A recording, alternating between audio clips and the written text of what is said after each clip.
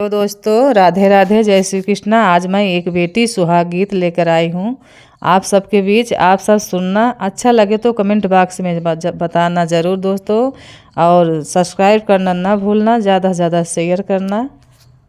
अरे दुआरा बैठी रोमई बेटी के पापा, अरे दुआरा बैठी रोमई बेटी के पापा, अरे मम्मी आंगनवा के बिचरे ललनवा, अरे मम्मी आंगनवा के बिचरे ललनवा।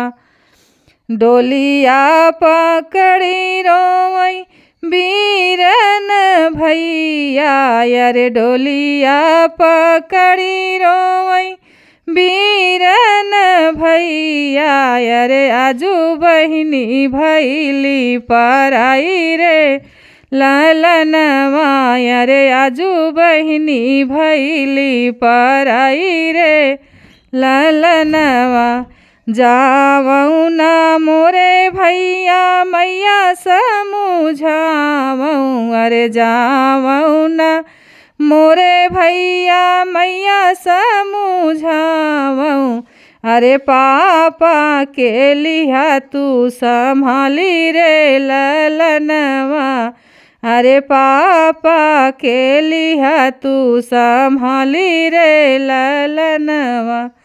फिर लौटी है जब सावन कई महीनवा, अरे फिर लौटी है जब सावन कई महीनवा, अरे बहिनी करई इंतजार रे ललनवा, अरे बहिनी कई करई इंतजार रे ललनवा।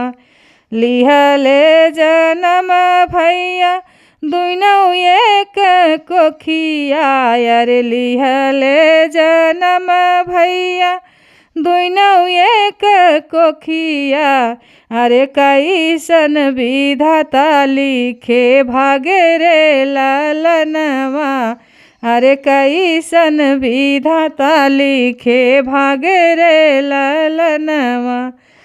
पापा जे दिहले तो है घरवा दुअरवा, अरे पापा जे दिहे तो है घरवा दुअरवा, अरे हम का त दिहले निकाली रे ललनवा, अरे हम का त दिहले निकाली रे ललनवा। धने मोरे पापायब धने मोरी मैया, अरे धने मोरे पापायब धन मोरी मैया, अरे कई दिहले अब दुई भाती रे ललनवा, अरे कई दिहले दुई अब भाती रे ललनवा।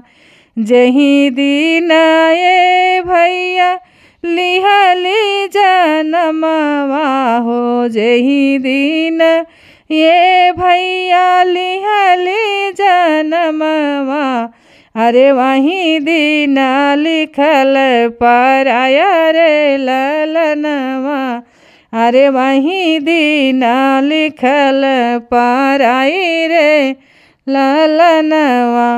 जात बाटू बहिनी हो तू ही दूरी देसवा, अरे जात बाटू बहिनी हो तू ही दूरी देसवा, अरे कई दिहलू घरा सुन सन रे ललनवा, अरे कई दिहलू घरा सुन सन रे ललनवा।